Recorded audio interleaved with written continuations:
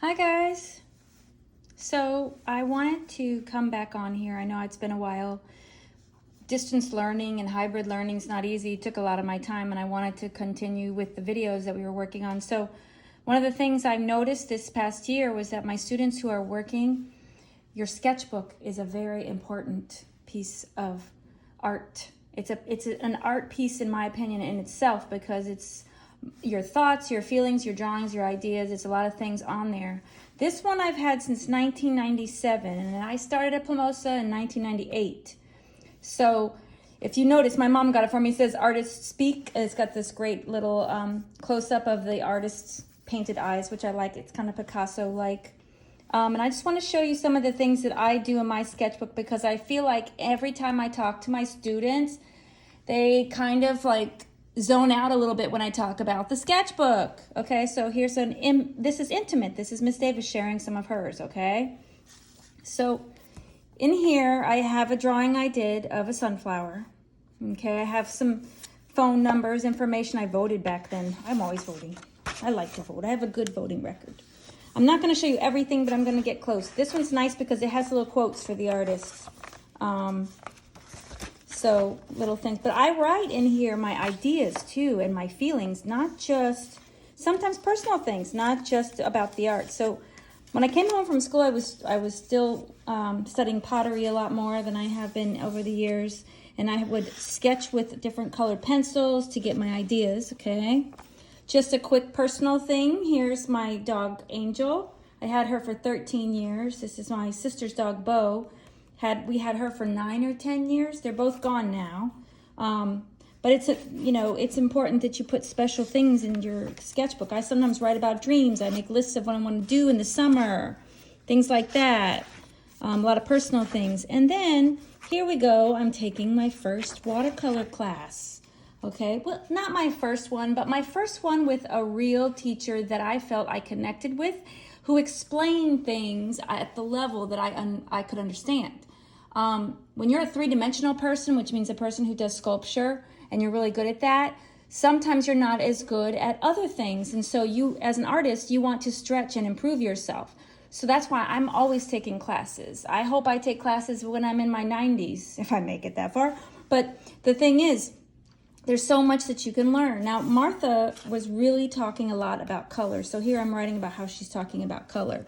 She's the teacher that I took 7 years of watercolor with at the Armory Art Center. She's retired now, but I love every lesson that she gave us. I was writing down everything because when I write it, my hand connects it to my brain, those images, those lines, okay? So here's talking about color. She's doing the color wheel. We're really getting to tinting and 5 common ways to neutralize your colors, to make things turn brown when I talk about mud to you guys. The color wheel a little bit more. And so I wrote a lot, okay, to get these ideas. Then we start with drawing. People forget that with painting, if you're not drawing all the time, drawing is the foundation, I think, for almost every art. So drawing is really important. You should always be drawing in your sketchbook. Now, if you notice, I don't X out anything. I write things sideways. I might write things off to the side. I do that. Now, this is a beginning drawing of a house because what I did was for our lessons, what we started doing is we had to go take pictures, personal pictures, people, okay? So they would be personal pictures, and I decided to do downtown Del Rey where they have a lot of the old houses. And you can even see here, this was my birthday, so I saved it from a newspaper clipping, which you guys won't even see the newspaper anymore, but so here's one of the houses that I took a picture of, and then this is me sketching out my idea before I'm going to draw it, okay? And that's what is a big thing about having a sketchbook is that your ideas are in here, your thoughts are in here. Now, one of my students this year, I gave her a sketchbook, and I kid you not, within, I think, a couple months, she'd filled the whole thing up. She knows who I'm talking about. I mean, she knows who it is if she's watching my video here. And I'm just going to say that kid is an amazing artist and she's always drawing. But don't forget, you're not just drawing what you like. Stretch yourself. Try other things. So this is another house that I took a picture of. And, of course, I painted most of these houses. And let me tell you, they did not all come out that great. This is some more information where she gave us papers and I glued them in my sketchbook. I'm always talking to you about gluing things in when you get information, because that way you can go back and you can say, hey, all right, I'm going to skip back here to the back because I don't want to take too long. But there's just a lot more of me writing my thoughts. And see, I write notes off to the side. It's not like I'm writing them just like we normally would in the book, because it's a working thing. It's a working process, okay? Here's another one that I have.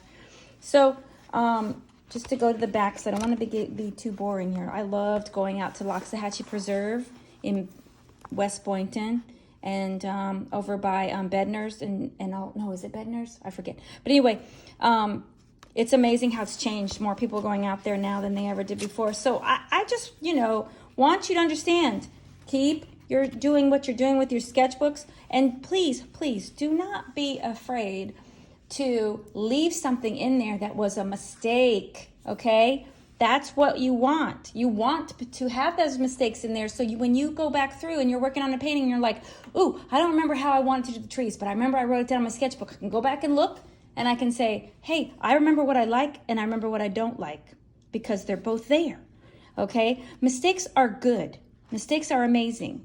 My Cherokee ancestors used to always leave one mistake in their weaving and their pottery and their everything, because they said that is the human condition. We all are not perfect, okay?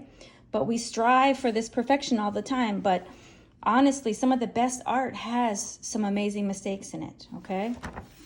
And then my last part right down here, I just marked for you. See, I was playing with watercolor and I'm gluing these things in.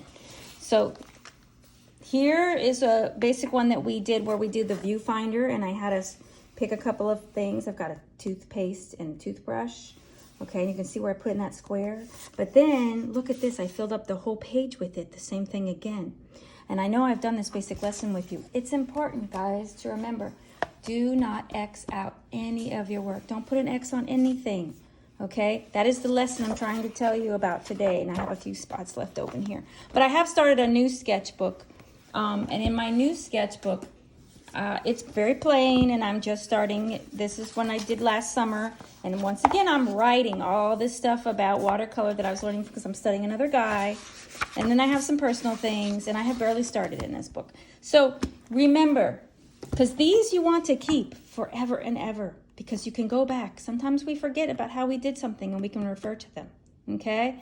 But remember, you should be drawing all summer, and please, please, please don't X out any of your stuff, okay? We can always change mistakes. We can always erase. We can do other things, but no Xing. No, okay?